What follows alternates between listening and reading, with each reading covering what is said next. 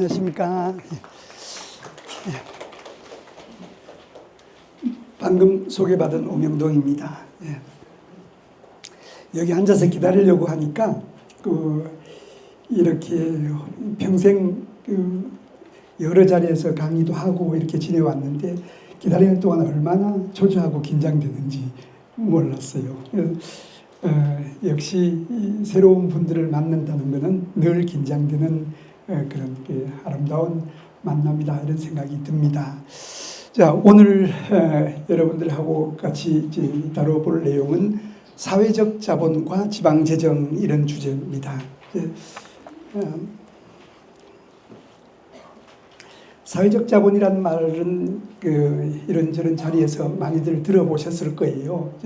이제 오늘은 그 사회적 자본이 무엇인지 그 개념을 한번 살펴보고 그것이 우리 사회에 어떤 역할을 하는지 이게 이제 앞에 중요한 한 꼭지가 되고 그러한 논의의 바탕을 두고 이야기의 바탕을 두고 그렇게 우리 사회를 위해서 중요한 것이라면 사회적 자본은 어떻게 만들어 나갈 것인지 말하는 교과서적 얘기로 말하면 어떻게 축적을 할 것인지 그 과정에서 정부는 특히 지방정부는 어떤 일을 할 것인지 지방재정은 거기에서 어떤 역할을 하는지 이렇게 이제 크게 두 갈래로 나누어서 소개를 해드릴까 합니다.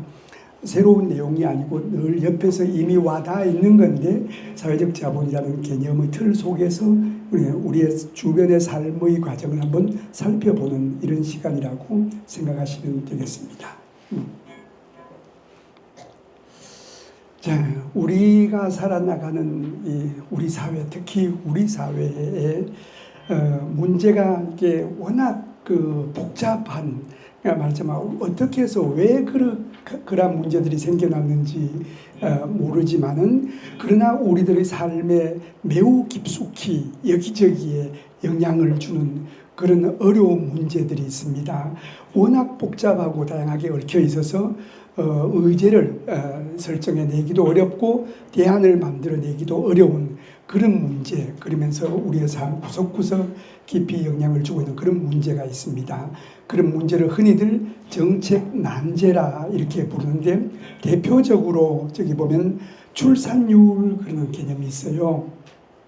흔히들 주변에서 워낙 지금 우리 주변에 회자되는 내용이라서 가임 여성 한 명이 평생 동안 낳을 수 있는 아이 수 이걸 이제 우리는 출산율이라는 이름으로 이제 발표를 하는데 그 출산율이 2023년 현재 0.72명으로 발표가 돼 있어요.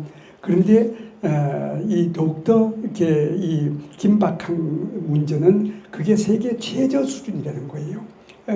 그러니까 조금 이따가 소개해드릴 지방 소멸 내지는 지역 소멸 문제와 더불어서 이러다가 우리 국가가 없어지는 건 아닌가 이런 우려까지도 낳게 하는 이 문제. 그런데 이런 현상이 왜 일어났는지를 알아내기도 어렵고 이제 대안을 마련해내기도 어렵다. 그래서 대표적인 우리 사회의 그 정책 난제에 해당된다고 얘기를 합니다.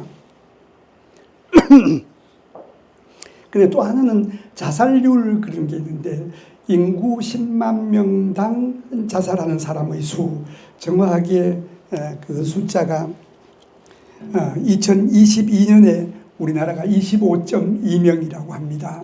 근데 통계청 잠정 수치에 의하면 2023년에 26.7명인데 이게 세계 최고 수준이라고 합니다.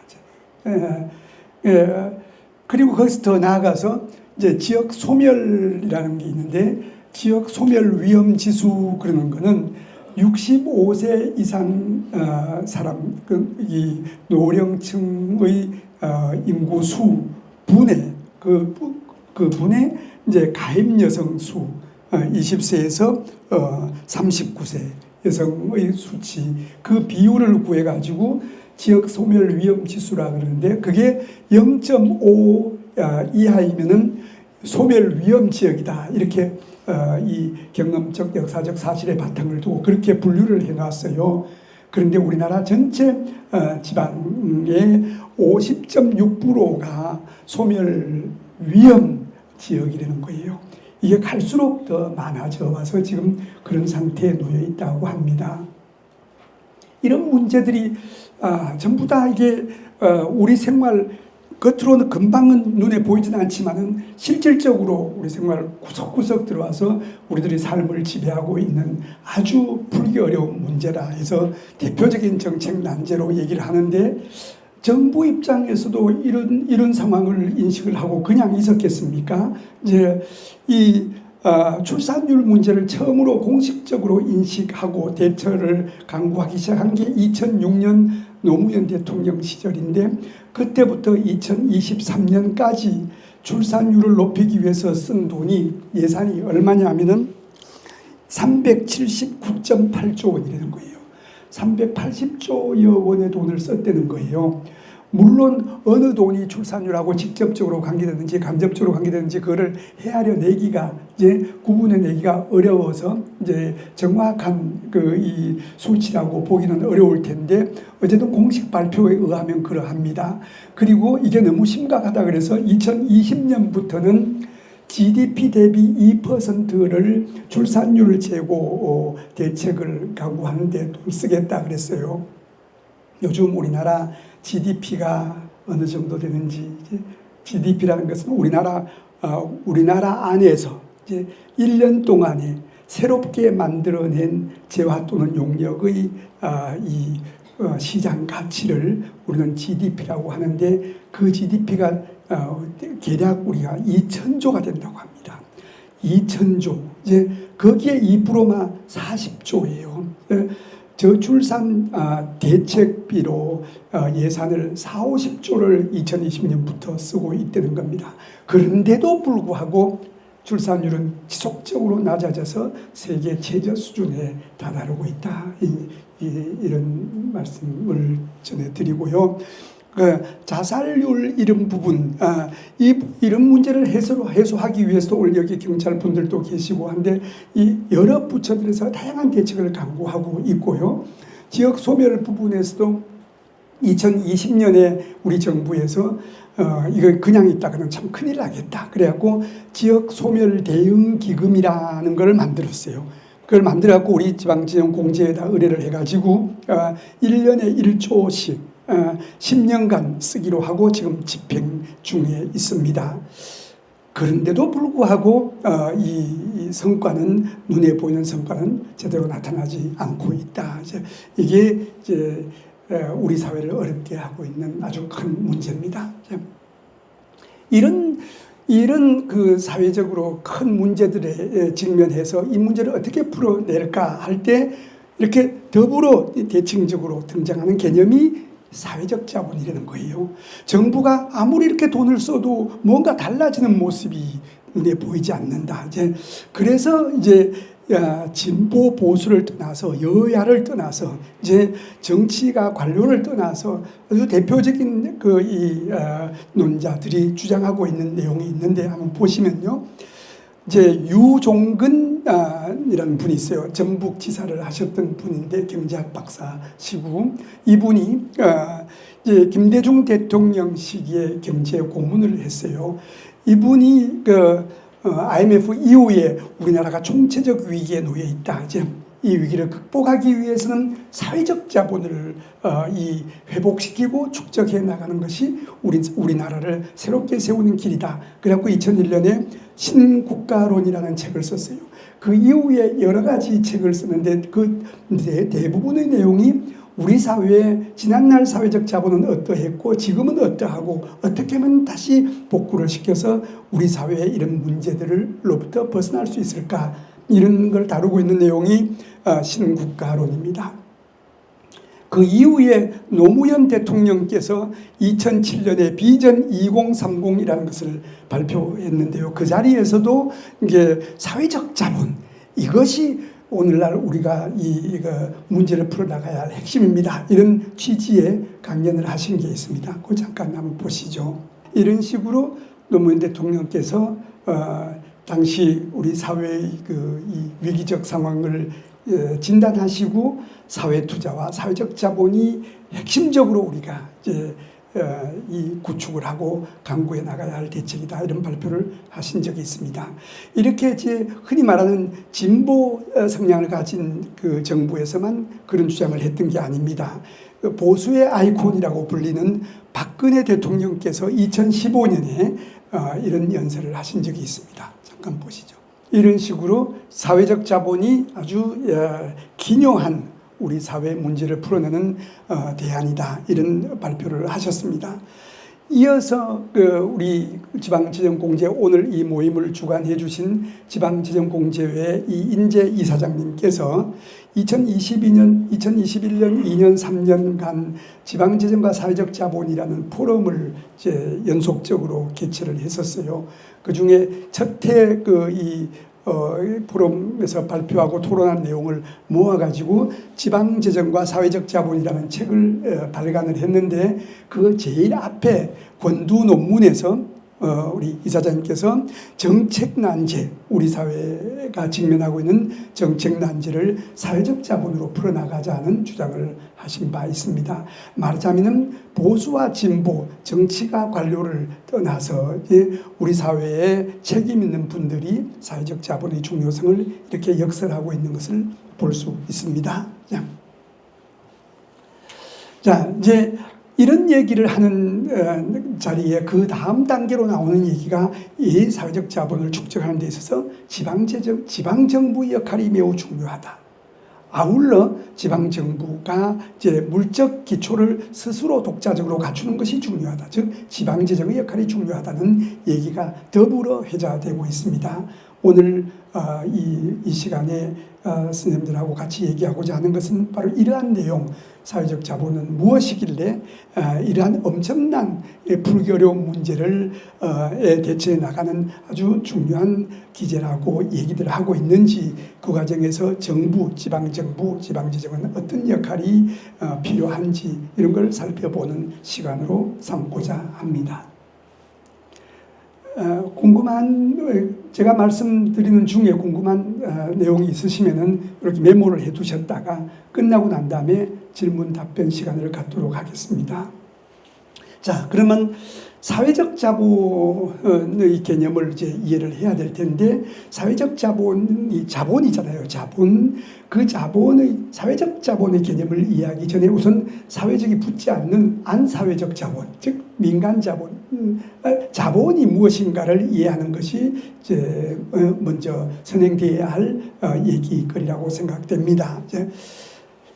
여기에 오신 우리 선생님들은 힘든 시간을 쪼개서 이렇게 오셨는데, 아까 제가 명단을 보니까 회계 담당하시는 분들, 재무 담당하시는 분들이 많이 계세요. 그렇지 않는 다른 직무를 수행하는 분들도 마찬가지로 우리 자본 그러면은 회계나 경영에서 얘기하는 것과 유사한 개념으로 이해를 해요. 자본 그러면은 대차대조표상의 오른쪽에 부채 밑에 자본이라 그래가지고 기업 소유의 경제적 자원 중에서 소유주 지분, 부채가 아닌 소유주 지분, 이런 식으로 자본을 이해합니다. 그런데 이런 개념을 가지고는 회계적인 처리는 진행해 나갈 수 있지만은 경제 정책의 문제, 재정의 문제, 이런 문제를 풀어낼 수는 없어요. 그래서 경제학적으로 자본의 개념을 이해하는 것이 매우 중요합니다.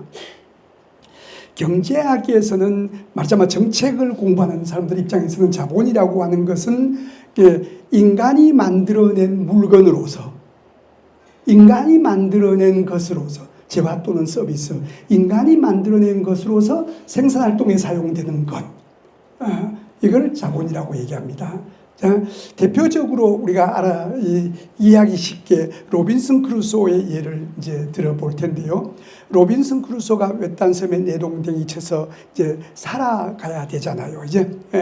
그래서 이 양반이 이제 바닷가에 가서 고기를 먹고 살기로 했어. 바닷가에 가지고 고기를 잡는데 맨손으로 잡으니까 하루에 3마리를 잡아. 근데 이분이 로빈슨 크루소가 자기의 에너지를 재생산해서 그 다음날 또 빵긋 웃으면서 일어나서 하루를 보낼 수 있기 위해서는 고기 3마리가 꼭 필요해요. 그런데 가서 잡으면 하루에 3마리밖에 못 잡아. 그러다 보니까 인간은 두뇌를 가지고 있어요. 이제 지능이 있단 말이죠. 이러다가 폭풍우라도 몰아치면, 아니면 내가 몸이라도 불편하면 못 먹고, 이러다가 내가 이 섬에서 죽을 수도 있겠구나, 이래 생각해서 이제 뭔가 궁리를 해요. 그래서 3마리를 잡아가지고 하루는 반 개씩 먹고, 반 개를 말려놓고 좀 참으면서, 그러니까 그 다음날은 고기 잡으러 안 가도 되잖아요. 그 다음날 뒷산에 이제 가서 훑어보니까 칡넝쿨이 막 여기저기 있는 거예요. 그 칡넝쿨을 뜯어다가 나무가지를 딱 엮어서 이렇게 딱 거니까 뭐가 돼요? 그물이 된 거예요. 그 그물을 가지고 가서 고기를 잡으니까 하루에 100마리를 잡았어요. 맨손으로 잡을 때는 하루에 3마리를 잡았어요. 그게 자기 몸을 유지하는 데 필요한 정도. 그런데 100마리를 잡아요. 이 그물을 우리는 일컬어서 자본이라 합니다. 인간이 만들어낸 물건으로서 생산활동에 사용되는 것, 이것만을 경제학에서는 자본이라고 합니다. 그러니까 오늘날 말로 얘기하면 기계, 장비, 시설, 집기, 그런 인간이 만들어낸 것으로서 생산활동에 사용되는 것, 이거를 자본이라고 합니다. 이제 거기에 자본은 돈이다, 이렇게 얘기하는 경우도 있는데, 이제 우리 회계학에서, 경영학에서 또는 일상적으로 얘기하는 돈이 아니라, 이런 생산활동에 인간이 만들어낸 물건으로서 생산활동에 사용되는 물건, 여기에 꼬리표가 얼마짜리, 그때 그 돈은 자본이라고 이제 유추해서 얘기를 하는 것일 따름이지, 자본의 실체는 물건입니다. 그런데 그 물건은, 그물을 생각해 보시면 그게 곧바로 생산력 그 자체죠. 3마리가 100마리가 돼요. 인간의 삶의 가치를 새롭게 만들어내는 거죠. 자, 왜 100마리를 잡으면 하루 3마리를 먹으면 되니까 한 달이 자기 노동력이 비잖아요. 고기 잡는데 안 써도 되잖아요. 그러니까 새로운 궁리를 해서 오늘은 뭘 해가지고 움막을 파고, 내일은 조그만 책상을 만들고, 그 다음날은 어떻게 뗏목이라도 만들려고 이 습기줄도 만들어보고, 이런 식으로 하면서 새로운 가치를 만들어내는 이 원천으로서의 역할을 하는 게 자본이다. 그 그물이 그런 역할을 한다는 거예요. 이제 자본의 개념을 이해하시겠죠? 자본은 매우 중요합니다. 자, 그러면 이제 자본에는 어떤 것들이 있는가? 이제 우리가 사회적 자본으로 가는 길이에요. 이제 자본에는 어떤 유형들이 있는가를 보면은, 우선에 물적 자본, 조금 아까 말씀드렸던 기계 설비, 이런 거를 물적 자본이라고 합니다. 그런데 우리 선생님들이 그 바쁜 일정에도 불구하고 저는 또 의무적으로 오시는 줄 알았더니 자발적으로 신청을 해서 이렇게 오셨어요. 자기 개발을 위한 직업 훈련, 잡 트레이닝, 교육, 이런 것들을 우리는 인적 자본이라 이렇게 얘기를 합니다. 근데 조금 아까 말씀드린 자본의 개념에 비추어서 보면 어떻게 이게 자본이 되느냐? 인간이 만들어낸 물건으로서 교육, 이 직업 훈련, 이것이 여기에 개인에게 어떤 그 스킬, 그러니까 숙련을 제공하고 창조력을 키워서 생산력을 키우고 자기의 삶의 질을 높여주는, 인간이 만들어낸 물건, 아까 제가 물건이라 그랬는데 재화 또는 용역, 교육이라는 서비스, 그것이 우리들의 삶의 질을 더 높인다. 그래서 이걸 인적 자본이라 이렇게 얘기를 합니다. 근데 이게 물적 자본, 인적 자본이든 간에 이건 전부 개인에게 그 편익이 귀착되는 사적 자본 또는 민간 자본이라고 얘기하는데, 우리 선생님들 자주 들어보셨을 거예요. 이제 SOC 들어보셨잖아요. SOC. 이걸 우리말로는 사회 간접 자본 이렇게 얘기해서, 다른 말로는 사회 기반 시설, 사회적 하부 구조, 이런 얘기하는데, 여기도 자본이란 말이 붙었잖아요. 이거는 대표적으로 도로, 항만, 전력, 이런 것들인데, 인간이 만들어낸 물건으로서 생산활동에 사용되는데, 생산활동이 정부가 직접 뭘 생산하려고 그걸 만드는 게 아니잖아요. 민간인들이 사용하라고 만들어낸, 간접적으로 지원해주는 자본이다. 그래서 이걸 사회 간접 자본이라 이렇게 얘기를 했어요. 그런데 영어에는 간접이란 말이 없어요. 오버헤드인데, 저기 오버헤드는 두루두루 여럿이, 이런 말이에요.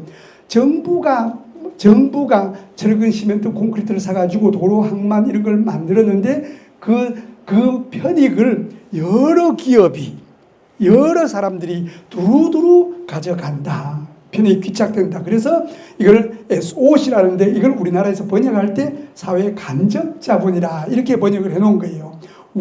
영어 원어에는 간접이란 말이 없어요. 두루두루 이런 뜻입니다.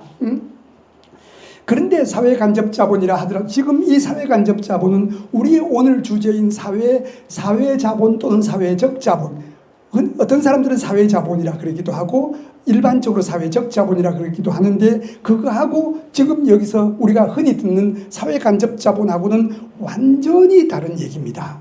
그러니까 그걸 이제 오해하는 분들이 있는데, 우선 사회 간접 자본을 얘기 중이니까 그 중에 도서관, 박물관, 문화원, 체육시설 뭐 이제 이런 것들이 있잖아요. 이것도 인간이 만들어낸 물건, 정부가 그죠? 만들어낸 물건으로서 이거는 생활의 편의, 생활의 질을 높여주는 데 쓰이잖아요. 아까는 도로, 항만, 전력도 생활의 편의를 높여주기도 하지만은 그는 주로 생산력을 높이는 데 쓰인다고 해서 생산 기반 SOC라고 하고 밑에 거를 생활 기반 SOC라 이렇게 구분을 하기도 해요. 근데 우리 문재인 대통령 시기에 2019년에 생활 SOC 3개년 계획이라고 하고 아주 거창하게 출범식을 갖고 발표하고 토론회도 하고 거기에 저도 갔던 적이 있어요. 그런데 이거는 그때 문재인 정부 때 그랬던 캐치프레이즈가 뭐냐면은 도로, 항만, 철도와 같은 그런 이 시멘트, 말하자면 물적 이 생산 기반으로부터 이제는 인간의 삶의 질을 높이는 인간 중심의 사회 간접 자본을 확충해야 되겠다. 이런 취지로 이제 생활 기반 SOC라는 개념을 만들어서 아주 야심차게 출범해서 시작했던 적이 있습니다. 이게 이제 사회 간접 자본 중에서도 유형에 따라서 저렇게 다르게 구분된다는 사실을 말씀드린 겁니다. 늘 여기저기서 듣고 보고 하던 것들인데 한번 정리를 해보시라는 뜻입니다. 자, 그러면은 자본은 어떻게 만들어지는가 이제 얘기입니다. 자본이 어떻게 만들어지는가를 이해하기 위해서는 투자의 개념을 알아야 되는데요. 투자가 뭘까? 이제 제가 이제 작년에 제 여윳돈 5억을 가지고 강남에 있는 짜투리 땅을 샀어요. 금년에 제가 그걸 7억에 팔았어. 그럼 2억이 남았잖아요. 그랬더니 제 친구가 어느 날 이제 소주 한잔 하면서 저보고, 그렇게 좋은 투자거리가 있으면 나한테 좀 알려주지, 당신 혼자 그러고 있느냐고. 부동산 투자, 우리 투자라 그러잖아요. 일반적으로 경영학, 회계학 내지 일반 시민들은 투자라 그러면 미래 수익을 예상해서 현재 돈을 쓰는 것, 화폐의 지출의 흐름, 이걸 투자라고 얘기를 합니다. 근대 경제 정책을 공부하는, 특히 이제 공무 담당하시는 분들 입장에서 투자를 이렇게 이해를 하면은 자기가 하고 있는 일의 실체를 파악하기가 어려워요. 투자라고 하는 것은 경제학적으로, 정책적으로 투자라고 하는 것은 반드시 자본을 사러 가는 돈의 흐름, 자본을 구입하러 가는 돈의 지출, 이것만을 투자라고 합니다. 투자는. 그러니까 이제 아까 기계가 있잖아요. 기계 만드는 공장에서는 기계를 언제 만들겠어요? 기계를 사러 오는 돈의 흐름이 눈에 보여야 이 기계를 사러 오는구나. 그때 기계를 만드는 공장에서는 기계를 만들 거 아니에요. 그러고 나면 그걸 사갖고 가면은 그 나라에 기계가 한 개 더 생겼죠. 자본이 생긴 거죠. 자본이 생기면은 곧바로 생산력이, 이제 그 나라의 전체 생산력이 높아지잖아요. 이와 같이 부동산 투자와 같은 것은 경제학에서는 투자라고 하지 않습니다. 부동산 구입 또는 부동산 투기 이렇게 얘기해요. 그건 왜 그러냐면 소유주만 바뀌었지 그 사회가 새로운 생산력, 새로운 가치가 늘어난 게 없단 말이에요. 제가 5억짜리를 사가지고 7억에 팔았는데 제가 2억을 벌었다고 해서 우리 사회에 새롭게 늘어난 가치가 없잖아요. 땅은 그대로 있잖아요. 생산활동을 하는 새로운 실체가 만들어지지 않았다는 거예요. 그래서 경제 정책 분야에서 투자라고 하는 것은 반드시 자본을 구입하러 가는 돈의 흐름, 이것만을 투자라고 합니다. 이 투자의 개념과 관련해서 아주 이 정책적으로 이 활용된 적용된 대표적인 사례가 하나 있어서 소개를 해드릴까 하는데, 박근혜 정부 시기에 기업소득 환류세제라는 것을 만들어낸 적이 있어요. 여기에 이제 재무 담당하시는 분들은 혹시 관심 있어서 들어보셨을지 모르겠는데, 이명박 정부가 등장할 때 2008년 이 미국의 그 부동산 주택 가격 붕괴로 해가지고 경제 위기가 세계적으로 확산됐던 적이 있잖아요. 그러면서 경제를 살리겠다 그래가지고 법인세를 깎아줘요. 그리고 5년 후에 이 박근혜 대통령께서도 법인세를 또 깎아줘요. 자, 이래 법인세를 깎아주는 이유가 뭐겠어요? 법인세라고 하는 것은 기업 입장에서는 코스트잖아요. 비용을 낮춰줘. 비용을 낮춰줄 테니까 열심히 해갖고 돈을 벌어라. 벌어갖고 뭐해? 임금도 올려주고, 이제 고용도 더 해가지고, 이제 임금도 올려주고, 배당도 더 주고, 투자도 더 하고, 이렇게 하라고 줬는데, 우리 여러분들이 돌아가셔서 집에 가서 인터넷 한번 서치를 해봐봐요. 그 당시에 어떤 뉴스들이 이렇게 많이 나와 있는가를 보면은, 법인 기업이 법인세까지 깎아주고 하면서 이렇게 지원을 했는데, 몇 대 재벌 기업이 저렇게 돈을 안 쓰고 투자도 안 하고 임금도 안 올려주고 배당도 안 주고 그냥 그러면 어떻게 되겠어요? 기업에 쌓여요. 그걸 법인 유보, 사내 유보 이윤, 사내 유보만 몇백 조가 쌓였다. 이런 게 막 신문지상에 여기저기서 여러분들이 찾아볼 수 있어요.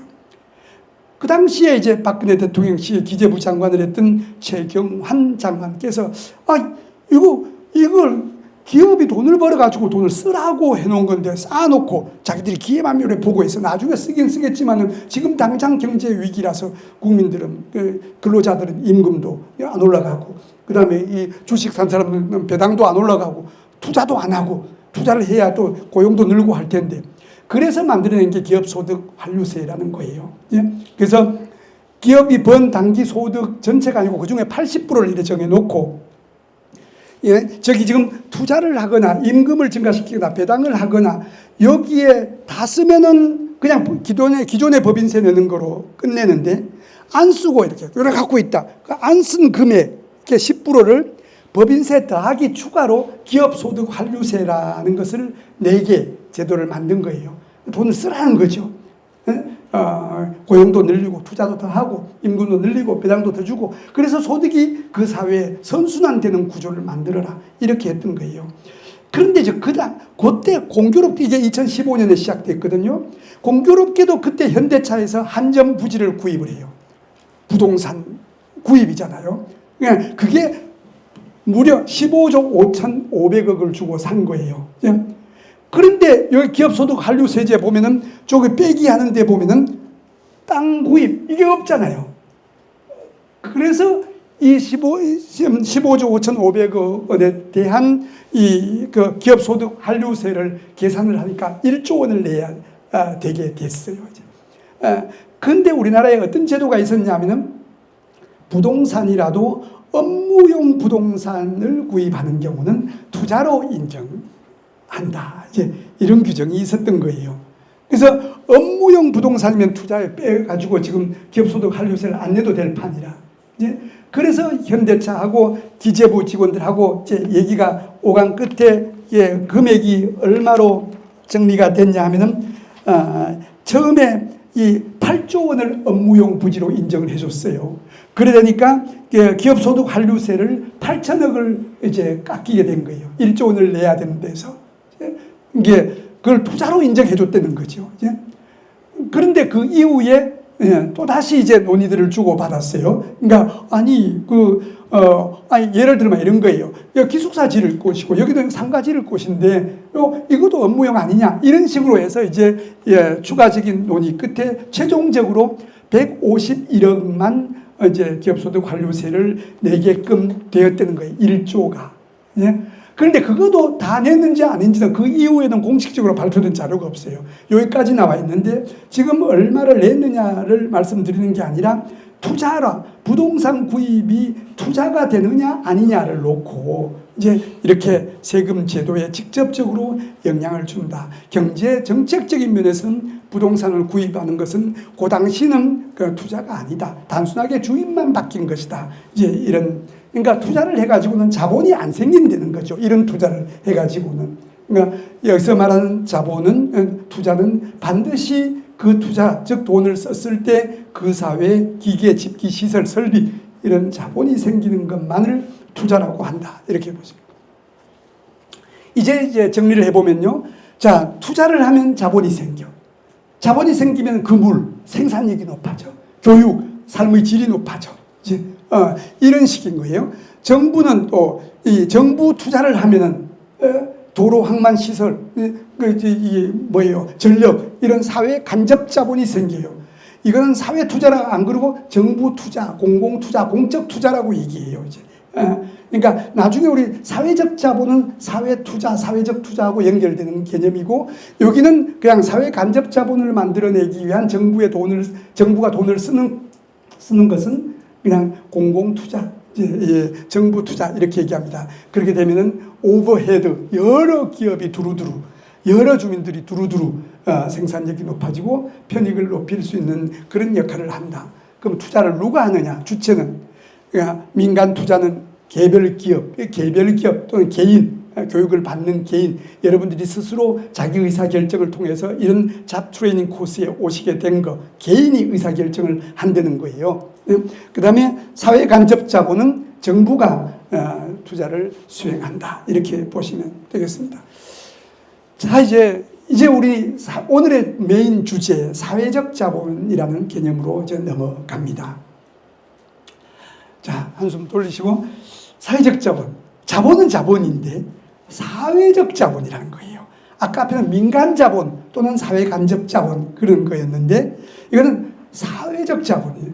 이 자본은 인간이 만들어낸 물건이기는 한데, 그 물건이 아니라 인간과 인간 간의 관계를 말해요.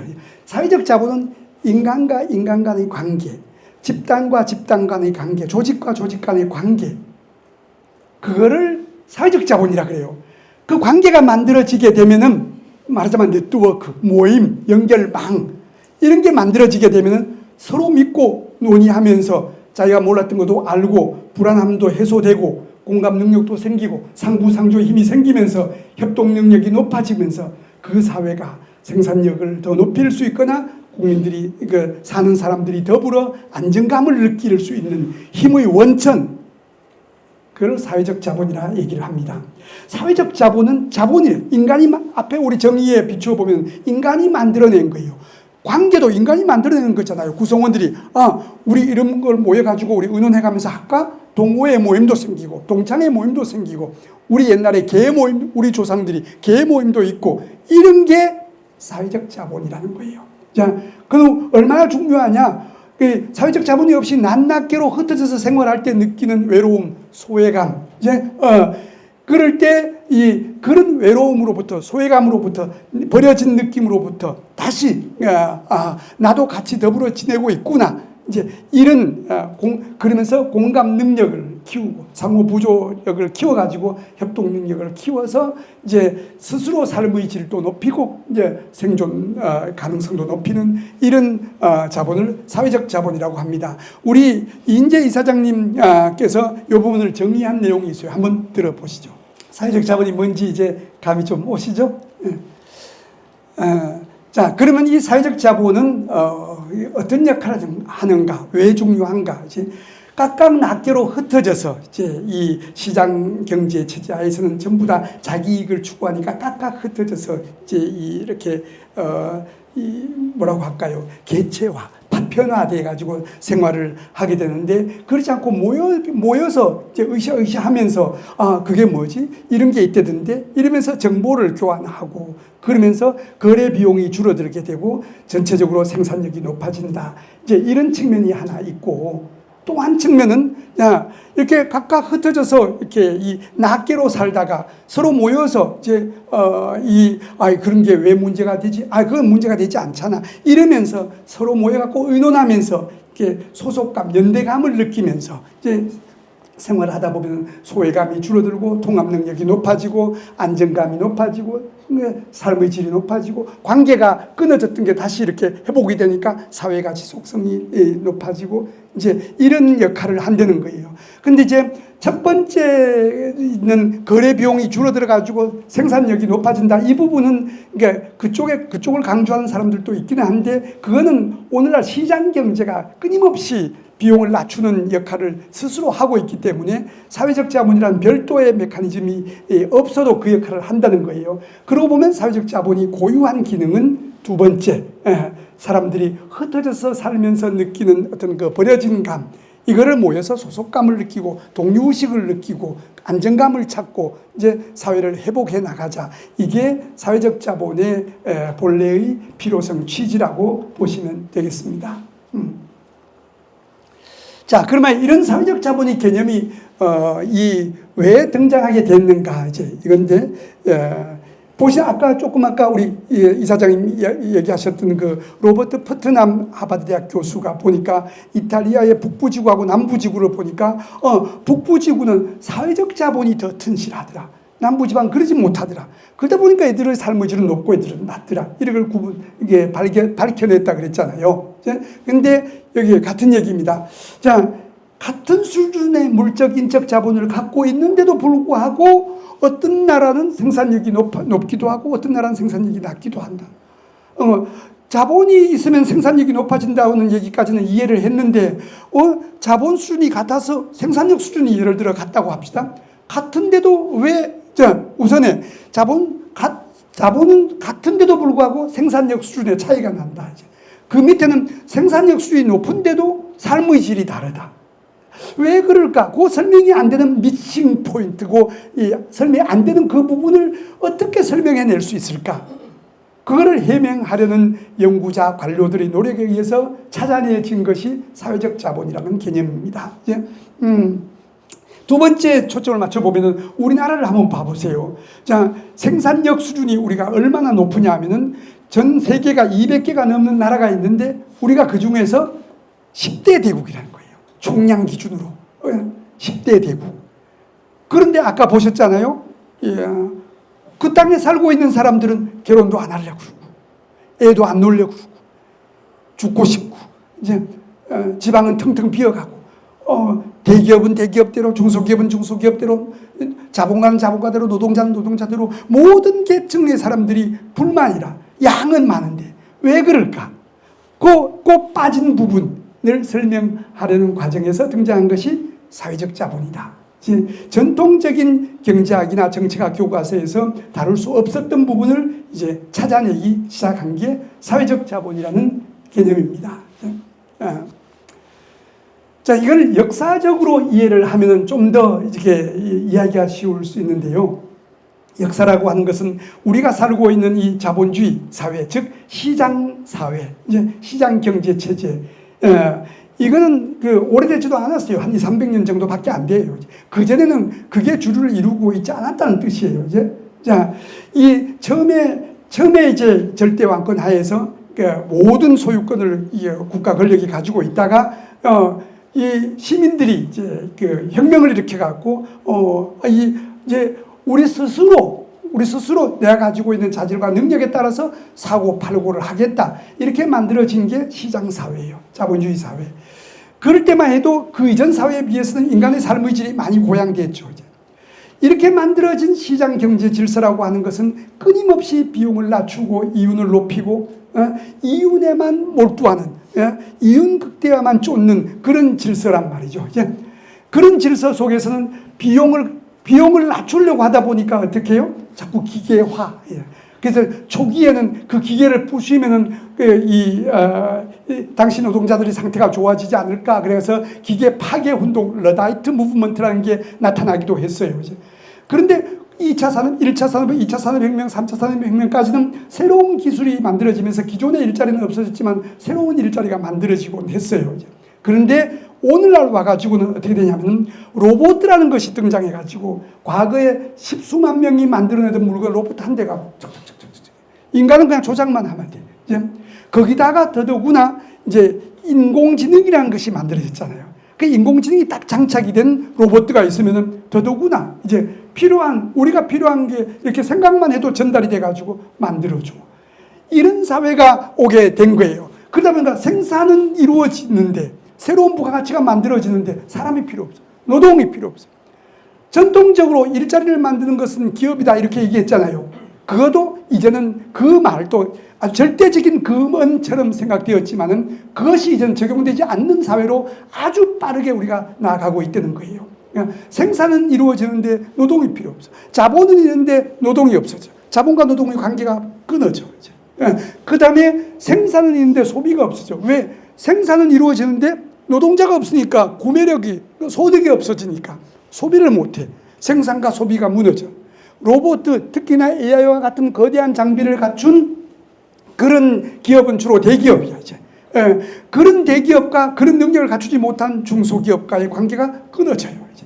자, 그러니까 자본과 노동이 끊어지고, 생산과 소비가 끊어지고, 대기업과 중소기업의 관계가 약화되고, 농촌과 이 공업이 이제 갈라지고, 도시가. 이제 사회의 모든 부문이 갈라지고, 이렇게 여러분들 이제 우리 공무 담당하시는 분들이 오셨는데 제가 말을 점잖하게 해야 되니까 이런 표현은 그렇잖아요. 찢어지고.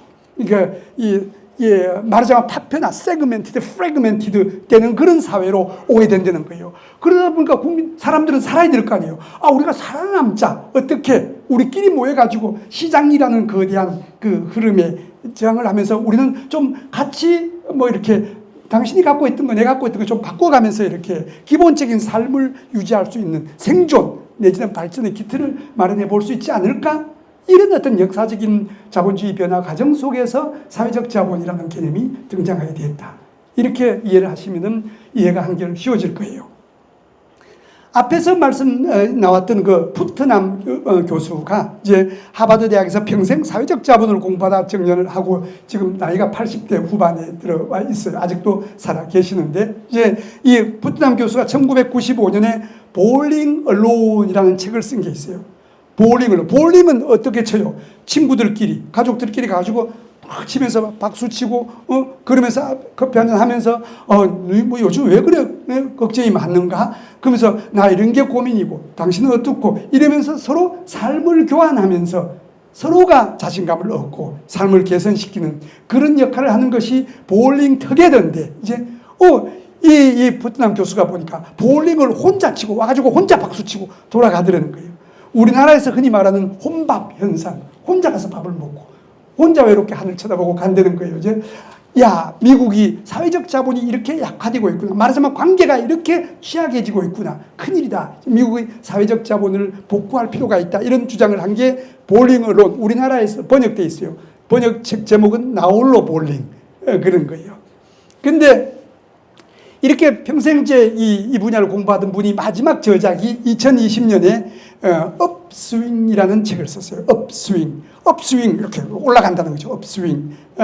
그 책에서는 미국의 역사를 쭉 이제 관통을 했는데 해보니까 미국이 1900년 직전에 1890년대 후반부터 1960년대 중반 정도까지는 정치적으로도 서로 타협하고 협조하고 이제 경제적으로도 공평하고 공정하고 이제 문화적으로도 이게 다문화적인 그리고 이 관계 중심적으로 이렇게 사회가 아주 풍요로워진 사회로 이렇게 나왔다는 거예요. 근데 60년대 중반 이후로 이렇게 넘어가면서 이 업스윙 되던 게 다운스윙으로 이렇게 내려갔던 거예요. 정치적으로는 대립과 갈등이 극심화되고 이게 2020년에 나왔는데 이 책이 나온 바로 그해 연말 2021년에 미국 트럼프 대통령 마지막 나가는 자리에서 이제 그 극단적인 이 극우파들이 그 의회를 점령하고 그런 거 보신 적이 있잖아요. 그러니까 이 업스윙이 우려하고 있던 현상이 이제 바로 몇 달 후에 이제 나타나게 된 거예요. 그래서 이렇게 되는 게 60년대 이후에는 이제 그런 식으로 경제적으로는 불균등이 심해지고 사회는 고립, 소외감이 커지고 문화적으로는 개인 중심적으로 이렇게 바뀌더라는 거예요. 그러니까 미국 사회가 전부 이렇게 들떠갖고 이렇게 크던 것이 이제는 전부 침체돼가지고 고립, 소외, 뭐 완전히 한낱개로 이렇게 살더라는 거예요. 야, 이게 왜 그런가를 양반이 이제 분석을 했더니 그 연구진들하고 같이 한 거예요. 했더니 사회적 자본, 관계가 무너지고 있어서 그렇다. 1960년대 초중반까지만 해도 미국 사회가 서로 관계를 중시하는 사회적 자본이 아주 풍성해졌는데 60년대 중반부터 그것이 무너져 내리고 있더라.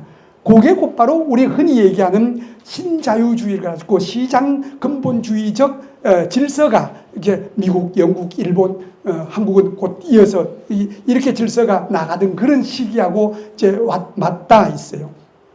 그래서 여기서 이분은 매우 낙천적인 정치학자고 이제 사회학자인데 그냥 포기하는 것이 아니라 우리 역사를 봐라 말이야. 이제 1960년대 이전에 미국 사회를 보니까 사회적 자본이 그렇게 넘쳐 흐르던 시기는 우리 사회가 부흥했다. 이제 지금 침체하고 있다고 해서 미국 사회가 붕괴할 거라고 보지 말고 다시금 사회적 자본을 불러일으키자, 이런 주장을 하고 있는 게 업스윙이라는 책입니다. 자, 우리나라도 크게 다르지 않습니다. 우리나라는 1962년에 경제개발 5개년 계획을 시작을 하죠. 근데 1965년에 초기에 경제개발 5개년 계획을 수정을 해가지고 그때부터 이제 미국과의 이제 여러 가지 관계가 있어요. 그러니까 65년부터 흔히 많이 들어보셨을 텐데 대외의존적, 수출 주도적, 불균형 성장 정책을 공식적으로, 공개적으로 채택을 해요. 뭐 경제 발전을 하려고 해보니까 자원이 없는 거예요. 그 자원을 다 긁어 모아. 대표적인 방법이 정책금융. 어떻게 하냐면 예금을 최고 높을 때는 예금이자가 30%까지 갔어요. 예금이자가. 공예금이자가. 공적인. 그래가지고 돈을 모아가지고는 어떻게 하냐면 수출하는 사람들 딱 정해갖고 그 사람한테 6%를 빌려줘. 기계산업 하는 사람들한테 10% 빌려줘요.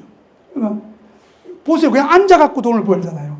그러니까 그 당시에 박정희 대통령이 그 사람들이 이뻐서 그랬는 것이 아니고, 그러니까 개인적으로 사회를 설명하면 안 되잖아요.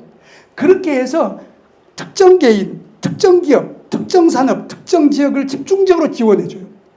그러면 그 사람들이 이제 그 기업이 활성화될 거 아니에요? 그러면 거기에 원료를 대는 산업이나 기업이 또 크고, 거기서 나온 아웃푸트, 산물을 가지고 또 다시 서비스업을 만들어내고, 그러면 궁극적으로는 우리 사회 전반적으로 생산력이 넘쳐 흐르는 아름다운 사회가 된다. 이런 생각을 갖고 논리를 편 것이 불균형 성장 정책이에요. 사실상 그런 불균형 성장 정책을 주장했던 이 전형적인 개발론자들이 있어요. 그러나 현실적으로 평가는 매우 다르죠. 그러니까 예를 들어 우리나라는 어떻게 됐는가? 그래 봤을 때 박정희 대통령이 정권을 본인이 내려놓은 게 아니죠. 이게 돌아가실 때까지 연평균 10% 이상, 10% 전후에 높은 그야말로 성장을 구가해요. 거기 성공한 거죠. 그런데 그 과정에서 1965년에 그런 정책이 시작됐는데 69년부터 사회가 갈등 대립이 막 커지기 시작해요. 그 갈등 대립을 무마시키고 그 중에서 몇몇 기업을 또 살리려고 72년 8월 달에 뭘 하냐면 83 조치라는 걸 내려가지고 너희들끼리 돈 빌리고 빌려받고 한 거를 지금부터 신고해라. 안 그러면은 빌린 거 없다. 법적으로 아무 의미가 없다. 이런 조치를 취했던 적이 있어요. 그러면 이제 이 신고를 하면은 이 정부에서 그걸 예금으로 해가지고 그거를 전략적으로 이제 이 기업에게 특혜 이제 대출을 하고 이랬던 게 기업을 살리기 위해서, 정부가 정한 특별한 기업, 특정한 산업을 살리기 위해서 83 조치를 한 거예요. 그리고 74년부터 중화공업을 해요. 그리고 70년대 중반부터 우리나라 재벌이 본격적으로 이제 자리를 잡기 시작해요. 그러다 보니까 재벌 기업과 정부의 특혜를 받는 재벌 기업과 그렇지 못한 중소기업과 갈라지기 시작해요.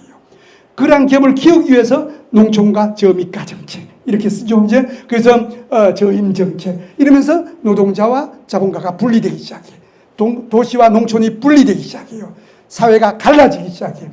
그 갈라지는 것을 막아내지 못하고 결국은 본인이 돌아가시게 돼요. 그게 이제 돌아가시기 직전에 부마 사태니 뭐지 이런 게 등장하게 된 것이, 그러한 갈등이 고조에 달하면서 정권까지 이제 내려놓게 되는 그러한 사태가 벌어집니다. 관계의 약화, 단절. 이게 이제 우리 역사에서 본 이 현상입니다. 그리고 정권이 이어져서 이제 한 10여 년간 이어져 오다가 1997년에 IMF 경제 위기라는 것이 오잖아요. 그러니까 이 기업들이 외부 그 당시에는 국내 자원만 그렇게 특혜 이게 배분을 했던 것이 아니고 외자도 빌릴 수 있는 사람이 따로 있어 이제. 정부가 빌리는 경우에도 기업에 이 대출을 해주는 선이 정부가 선택한 곳에만 가는 거예요. 이제 이런 식으로 되다가 궁극적으로 IMF가 와서 IMF에서 돈을 빌려주면서 내건 조건이 기업 흡수 합병해라, 구조조정해라. 이제 이렇게 해서 이제 당시에 이 사회 취약해져 있던 우리 사회 재부문 간의 관계가 더욱더 취약해진. 그래서 수많은 사람들이 길거리에 노숙자로 이렇게 다 앉았던 그런 여러분들이 선배, 형님, 부모님, 이제 이런 분들이 그 당시에 직접 그런 상황을 겪게 돼요. 그때, 자, 우리 왜 어저께까지 대기업 임원이었는데 오늘 내가 실업자가 됐어요. 역사가 100년이 넘는 종은행이 하루아침에 없어져요.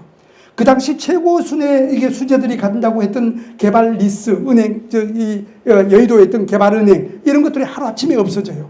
그러니까 능력이 멀쩡하게 있는, 자기가 가지고 있는 소질은 그대로 있는 사람들이 그 다음날 갑자기 일어나니까 라면 끓여 먹을 돈이 없는 거야, 이제. 그래서 그 사람들이 각자, 나는 이런 능력이 있고 너는 그런 능력이 있으니까 이걸 교환해서 일단 우리가 살아남자. 그래서 관계를 복원하는 운동이 일어나요. 사회적 경제, 지역 화폐, 재능 기부, 이런 것들이 본격적으로 등장하기 시작한 게 우리나라 1997년 이후예요. 우리 아까 유종근 그 전북지사가 그 책을 만들어냈던 것도 바로 이런 시기예요. 우리 공제회 이사장님이 미국에 가가지고 사회적 자본으로 박사를 받는데 그때도 바로 이 무렵이에요. 그래서 이 역사적으로 보면은 사회적 자본이라는 것이 어떻게 등장했다는 것, 그리고 우리 사회를 위해서 어떤 역할을 하는 것인지를 우리가 이해를 했습니다. 자, 이렇게 사회적 자본은 시장 만능주의가 이제 팽배해지면서 갈라지고 찢어진 이 구성원들의 이렇게 삶을 다시 복원시키고자 하는 이제 이런 노력의 일환으로 자생적으로 생겨나고 인 게 이제 이 사회적 자본이다 그랬어요. 그런데 그렇게 모이게 되면 이제 어떤 문제가 생기느냐? 그 모임이 반드시 그렇게 좋은 점만 있는 게 아니다. 부정적인 기능도 있다. 대표적으로 봐봐라 이제. 마피아 집단을 보라 이제. 우리나라 멀리 갈 것도 없다. 하나회를 보라 말이지. 자기들끼리, 제가 어려운 말을 써놨어요. 구속적 자기 신뢰. 자기들끼리만 신뢰를 하고 밀어주고 땡겨주고 남은 다 배척하는. 이런 식으로 정실적으로 운영돼서 그 사회를 나라, 국가까지도 넘어갔잖아요. 이런 문제가 생길 수 있다. 무슨 모임을 활성화하느냐, 네트워크를 왜 강화하느냐, 저런 식으로 자기들끼리만 살려고 그러면 사회가 더 어지러워지지 않느냐, 이런 주장들이, 반대 주장들이 있어요. 그래가지고 저 밑에 보면 세무대학이라는 게 우리나라 1981년에 전문 세무 종사자를 양성할 목적으로 이제 세무대학을 만들어요. 그리고 나서 한 20년 가다 보니까 거기 출신들이 이제 중요한 직책들에 여기저기서 막 이렇게 자리를 잡다 보니까 자기들끼리 밀어주고 땡겨주고, 이게 하나회 같이 이제 이런 식으로 오히려 분파를 일으켜서, 병지 풍파를 일으켜서 세무 행정력을 더 떨어뜨린 게 아니냐, 이래가지고 2001년에 없애버려요. 근데 이게 과연 잘된 것이냐 못된 것이냐에 대한 평가는 여러 가지가 있을 수 있는데, 만약 그게 잘된 것이라고 하면 경찰대학은 왜 놔둡니까? 여기 경찰 공무원분들도 계시대. 경찰대학 출신만 있는 게 아니잖아요. 일반 공무원 출신도 있잖아요. 서로가 선의의 경쟁을 하면서 경찰력을 더 높일 수 있잖아요. 그러면 육해공군 사관학교는 어떻게? 해군 사관학교 나오면 해군 장교가 되죠. 제가 해군 장교 출신인데 저는 대학원 졸업 맞고 시험을 봐가지고 학사 장교로 갔잖아요. 그러면 제 친구들 때로 으쌰으쌰 하면서 힘을 서로 주고받으면서 이제 군사력 증강에 도움을 줄 거예요. 해군 사관학교는 자기들 나름대로 그렇게 할 거예요. 그런데 문제는 어디에 있느냐? 이게 독점적으로 어떤 조직이, 모임이 운영되는데 문제가 있다는 거예요. 예를 들어 하나회는 박정희 대통령이 이미 살아계실 때 전두환을 중심으로 해갖고 하나회가 작동하고 있다는 걸 알아요. 아는데 어떻게 이제 이 타협을 보냐면은 이거는 각하를 위한 조직입니다. 그러니까 전두환이 모른 체하고 박정희 대통령이 모른 체하고 넘어가줘요. 그러니까 그게 나라를 이렇게 어렵게 만들었다는 거죠. 이제 말하자면은 다양한 관계 네트워크가 자유롭게 만들어지고 그것이 공정하게 이제 운영이 되고 그리고 정보가 공개되고 이렇게 해서 우리가 앞에서 봤던 사회적 자본의 고유한 역사적인 배경에 어울리는 그런 역할을 할 수 있도록 하는 것이 중요하지. 세무대학 같이 저런 식으로 없애. 그러면 육군사관학도 없애. 이런 게 바람직한 것은 아니다라는 것이 제 의견이 아니고 보다 일반적인 의견입니다. 특히 사회적 자본의 맥락에서 이제 좀 크게 한숨을 쉬시고 물도 한 잔 먹고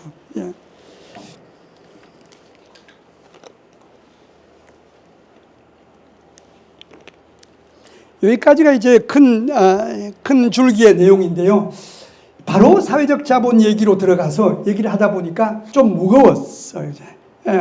그러니까 사회적 자본, 그러니까 자본 얘기를 처음부터 시작했잖아요. 자본 그러면 좀 개념이 어렵죠, 이제.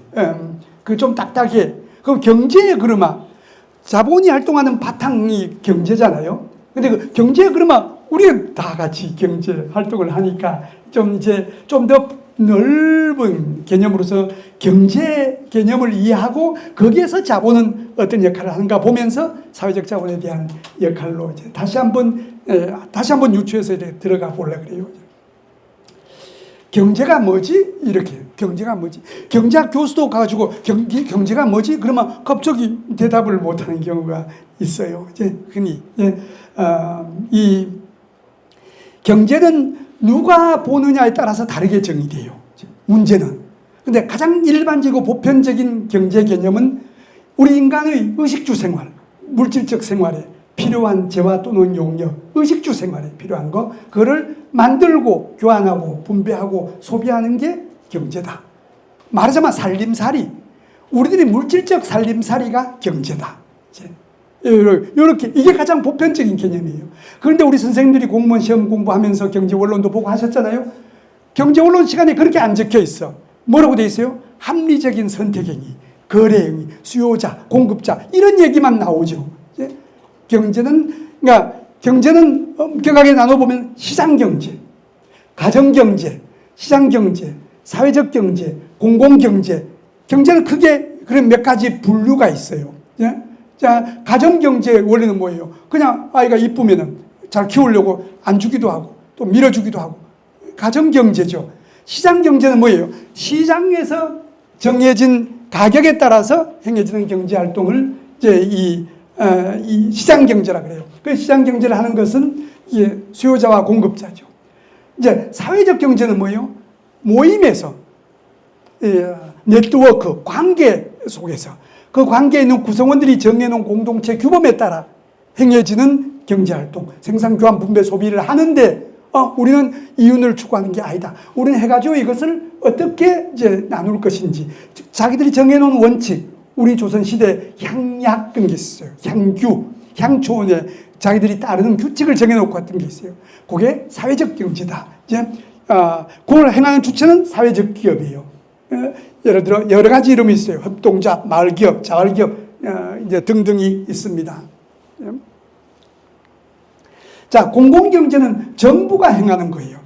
경제는 생산, 교환, 분배, 소비인데 정부는 이게 소유 주체가 아니라 그랬잖아요. 그러다 보니까 경제활동을 하기 위해서는 어떻게 민간이 만들어 놓은 잉여의 일부를 세금이라는 이름으로 걷어가지고 관리해서 지출하는 그것도 일종의 경제활동이 된 것이에요. 그걸 정부의 경제활동, 그걸 재정활동이라고 합니다. 자, 이래 보면 한 나라 안에서는 경제가 가정경제가 있고 마을경제, 친구들 간의 경제, 이제 동호회 경제가 있고 그리고 시장 경제가 있고 그리고 정부 경제가 있다는 거죠. 공공경제, 재정 부문이 있다는 거예요. 이게 4가지, 5가지가 이렇게 섞여서 한 나라 전체 살림살이가 꾸려지는 거예요. 그런데 나라에 따라서 시장을 중시하는 나라에는 시장 경제가 차지하는 비중이 커지고 정부 경제 활동을 중시하는 나라에서는 정부가 차지하는 비중이 커지고 이게 달라요. 그래서 우리나라에서 보면은 이 IMF에서 발표한 자료에 의하면은 2023년에 일반 정부 기준, 일반 정부라는 것은 중앙정부, 지방정부, 일반에게, 특별에게 기금, 거기다가 비영리 공공부문 이런 걸까지 합쳐서 우리나라가 25.4% 공공경제가 차지하는 비중이. 그런데 미국은 38.2%. 미국이 우리보다 정부가 통제하는 부분이 더 크다는 얘기예요. 10% 이상. 거기에 비해서 영국은 45.0%. 영국은 미국보다 더 크죠. 그리고 EU로 가게 되면 유로 지역의 평균이 50.8%. 유로 지역의 밑에 있는 나라들보다가 위로 가면 10%씩 더 높아져요. 위에 북부라파 쪽으로 가면.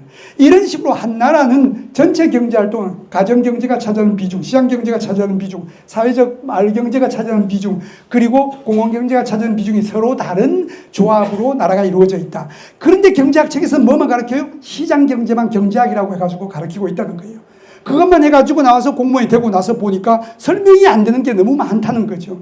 경제학을 잘못 가르친 거죠. 이제 경제학은 이 모든 것이 포괄될 수 있도록 이제 이게 교육이 되고 이제 이수가 되고 해야 이제 이 전체적으로 한 나라 살림살이를 한 나라 국민들의 살림살이를 아우를 수 있는 그런 능력과 지혜를 갖추게 된다는 거예요.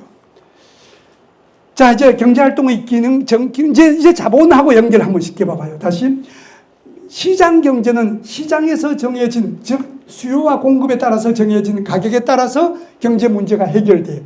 그러면 거기에 그 핵심 기제는 이윤극대화, 비용극소화, 이런 거예요. 거기에서 자본은 어떤 역할을 해요?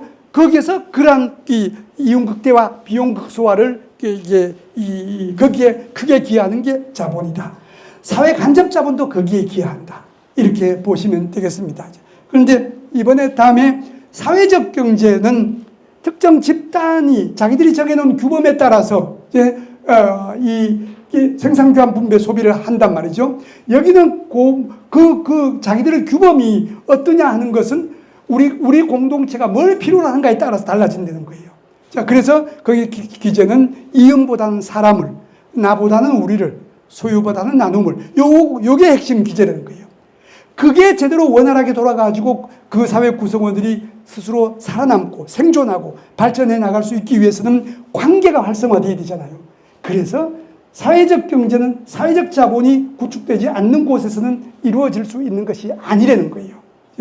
민간 시장 경제는 민간 자본이 있을 때 비로소 이윤극대화 비용극소화를 해내듯이 사회적 경제는 사회적 자본이 있을 때 비로소 이제 그들의 공동체 규범에 따라서 우리가 살아남기 위해서는 어떻게 할까 이런 것들이 행해질 수 있다는 거예요.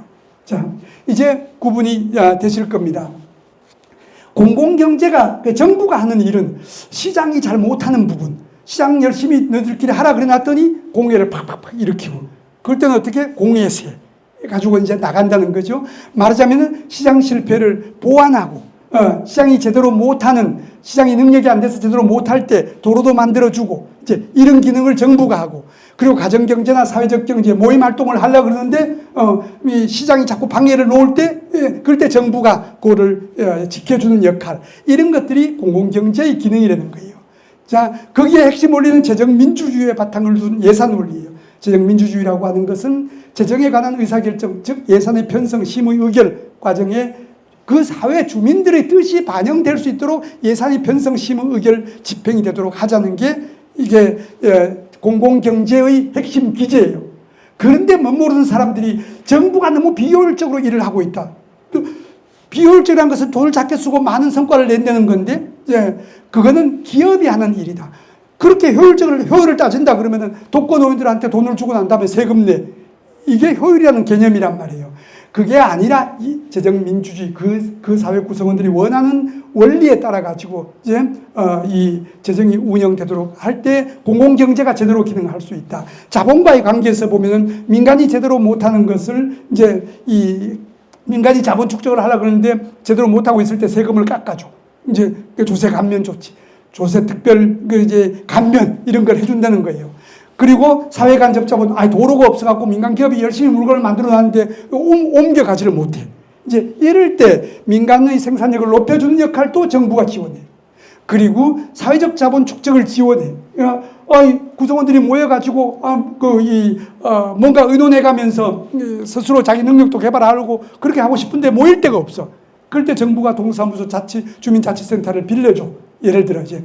그리고 축구를 모여서 하고 싶어. 그러면서 인생사도 얘기하고 해. 할 데가 없어. 그러면 공설운동장을 정부가 빌려준다든지 이런 역할을 하는 게 사회적 자본 축적을 지원한다는 거예요. 마지막으로 직접적으로 사회적 자본을 축적하는 역할을 한다. 사회적 자본이라는 것은 관계라고 그랬잖아요. 그러니까 정부와 민간의 관계도 사회적 자본이라는 거예요. 그 자본이 긴밀해지게 되면은 민간은 정부에 대한 신뢰가 높아지고 정부는 정부의 성과가 높아지고 정부 각 부처 간의 관계, 지금은 옆에 부서가 뭐 하는지도 몰라. 그래가지고 어떻게 예산이 그 사회 구성원들을 위해서 어떻게 쓰이고 있는지를 알겠어요. 그러니까 부처 간의 관계를 긴밀하게 하는 시스템을 만들어내. 그게 사회적 자본이라는 거예요. 그러니까 정부는 공공경제 활동 과정에서 사회적 자본을 직접 축적하기도 하고 민간의 사회적 자본을 지원하기도 하고 민간 경제를 지원하기도 하는 역할을 함으로써 전체적으로 한 나라 경제가 원활하게 돌아가게 해주는 역할을 한다는 거예요. 자, 이제 우리 마지막 단계로 넘어왔습니다. 이제 힘들죠? 죄송합니다. 이제 이 마지막 얘기입니다. 그러면 사회적 자본은 어떻게 만들까? 아까 이 민간 자본은 투자를 통해서 자본이 만들어진다 그랬잖아요. 사회 간접 자본은 정부가 이제 이 철근 콘크리트 시멘트를 사갖고 정부 투자를 해서 사회 간접 자본이 만들어진다 그랬잖아요. 근데 사회적 자본은 관계라 그랬잖아요. 관계. 사람과 사람 간의 관계, 조직과 조직과의 관계, 지역과 지역 간의 관계가 얼마나 밀접하게 만들어지느냐. 이제 그래서 그들이 공동으로 필요로 한 게 뭔지를 찾아내고 발굴하고 해결해 나가는 그 힘이 사회적 자본이라 그러는데, 그러면 그 사회적 자본은 어떻게 만들어져요? 구성원들 간의 관계니까 구성원들 스스로 야, 이거 우리가 뭐 해야 되겠네? 관심이 생겨야 되고 참여를 해야 되고 스스로 노동을 지출하고 시간을 지출하고 필요하면 십시일반 돈도 내고, 이것을 사회적 투자라고 얘기를 한다는 거예요. 그러니까 제가 금전적이란 말을 편의상 앞에 썼지만은 관계이기 때문에 비금전적인 기여가 먼저예요. 그리고 필요하면 돈도 내고, 이것이 사회적 자본을 만들어내고 전체적으로 사회 구성원들에게 생존과 발전의 가능성을 높여준다. 이제 이겁니다. 그 사회적 투자는 누가 하느냐? 관계니까 개개인들이 하는 거예요. 구성원들이 주체인 거예요. 그들이 잘 해내지 못할 때 어떤 그 시민단체나 비정부기구가 도와줘요. 그 능력도 제대로 안 될 때 왜 제대로 안 돼? 시장이 워낙 막강한 힘으로 그 관계 형성을 막는단 말이죠. 자기 돈벌이 수단으로. 그러기 위해서 공공부문이 등장하게 된다는 거예요.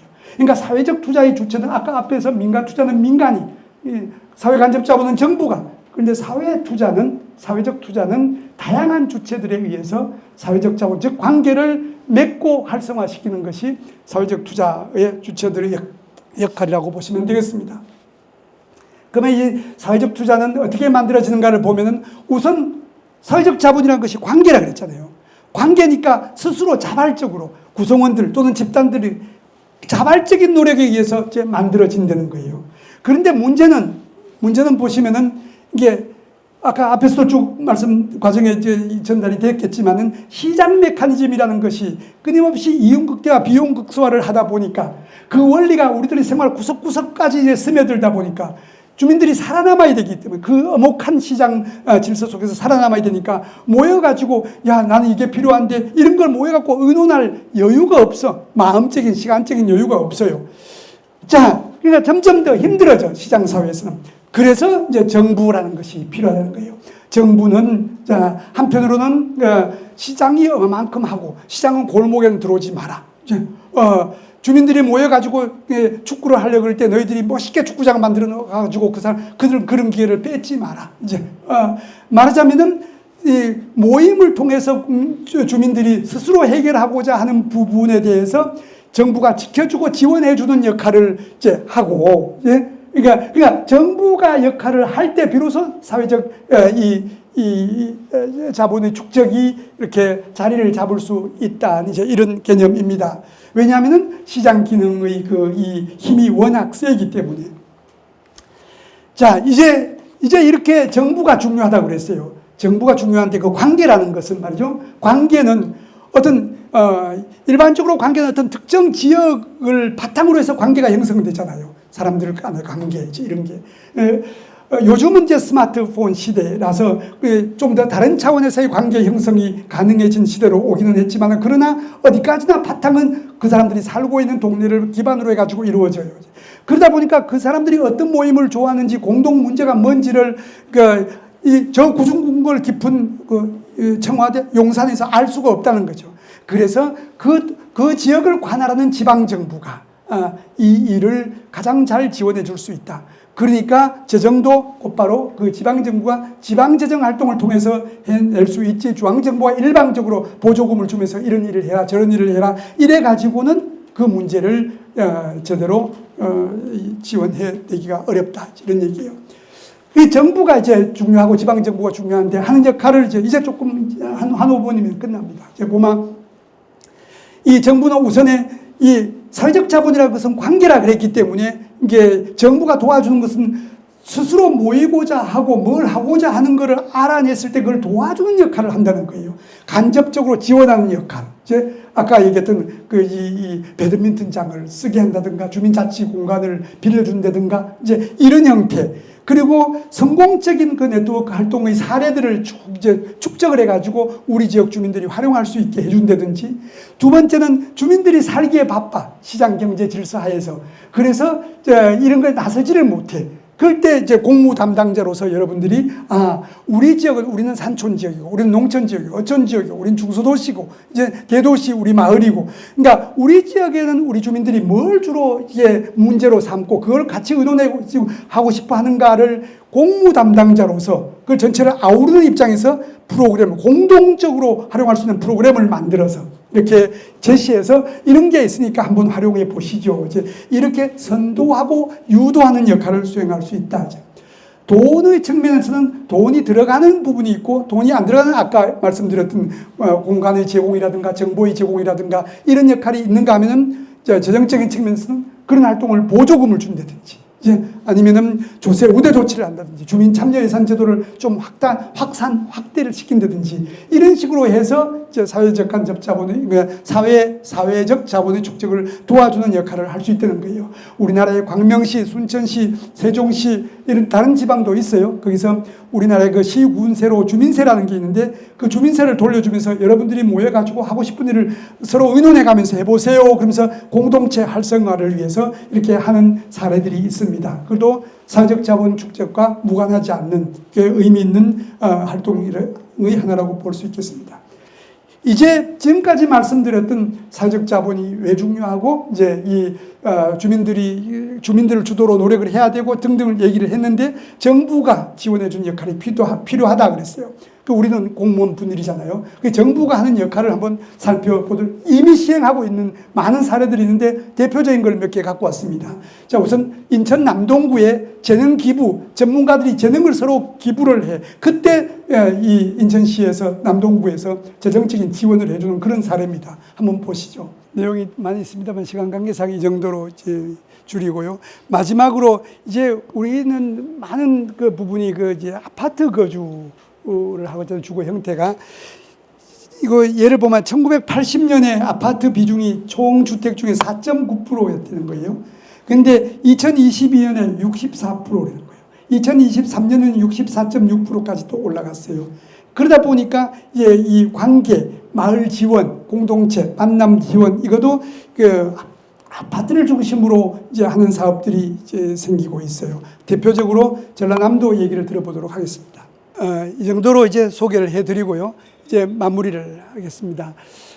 많이 힘드셨죠? 이제 핵심은요, 이제 시장 경제, 극단적인 시장 경제가 이윤 극대화, 말하자면 물질 만능 이 형태로 사회가 이제 이렇게 줄다름 치면서 나가면서 사람들이 이렇게 갈라지고 이렇게 뭐라고 할까요?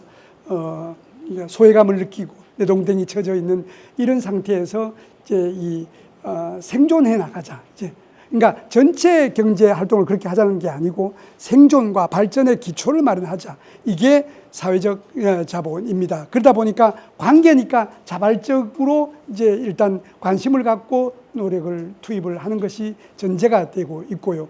그러다 보니까 하나의 같은 얘기가 자꾸 나오니까 이제 그런 부정적인 그 활용을 억제하기 위해서 정부가 이 정보를 공개하고 이제 공정한 운영의 질서를 확립하는 것이 매우 중요하다. 그러면서 부정적인 것을 극복하고 사회적 자본의 역사적 배경에 어울리는 태생의 역사적 배경에 어울리는 그런 긍정적인 역할을 하면서 시장 경제가 준 충격을 우리가 스스로 흡수해 가면서 사회를 발전시켜 나가는 훌륭한 기제가 사회적 자본이다. 그 과정에서 우리 공무 담당자 여러분들이 하는 역할은 이제 제가 영어로 표현해서 죄송합니다만은 doing, 뭔가 나서서 하려 그러지 말고 이게 뭘 하려고 하는 것을 지원해주는 enabling role, 지원해주는 역할을 하는 것이 중요하다. 그러니까 주민들과 공식적인 비공식적인 그 만남의 기회를 자꾸 확대를 시켜 나가야 그들이 공동 문제가 뭔지를 알아내고 그거를 내가 지원해 줄 수 있는지 우리 구청에서는, 우리 시에서는 이런 거를 찾아내고 그리고 이제 공동으로 활용할 수 있는 프로그램을 개발하고 선도해 나가는 그런 역할이 필요하다. 지방재정 활동의 초점도 바로 같은 맥락에서 돈을 쓸 때, 어디까지나 지방재정이 자율성을 가질 때 이게 가능해지죠. 중앙정부가 일방적으로 이런 사업을 해라 내려오는 게 아니라 자율성을 가진 지방정부를 전제로 이제 위의 맥락에서 주민이 뭔가를 하려고 하는 것을 지원하는 데 재정적인 혜택도 돌아갈 수 있도록 해주는 것이 중요하다. 자, 긴 시간 이 얘기 듣느라고 고생 많으셨고요. 이제 사회적 자본은 오늘날 우리 사회가 겪는 이 많은 어려운 문제를 밑바닥에서부터 풀어가는 이제 아주 핵심적인 사회적 기제다. 이제 관계가 중요하다.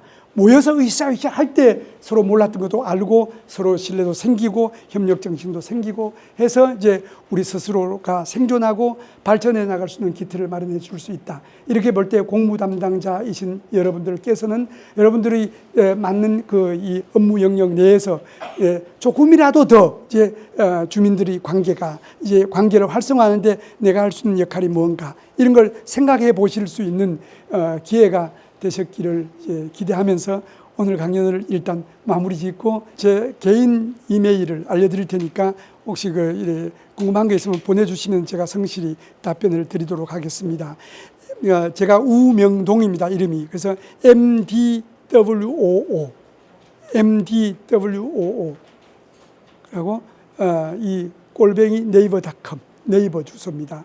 그렇게 가지고 일반 재정 문제나 저는 재정학을 주로 평생 공부를 한 사람인데 지방재정 특히 사회적 자본과 관련해서도 쭉 공부를 하고 있으니까 궁금한 게 있으면 메일을 보내주시면 성실하게 답변 드리도록 하겠습니다. 오늘 수고 많으셨습니다.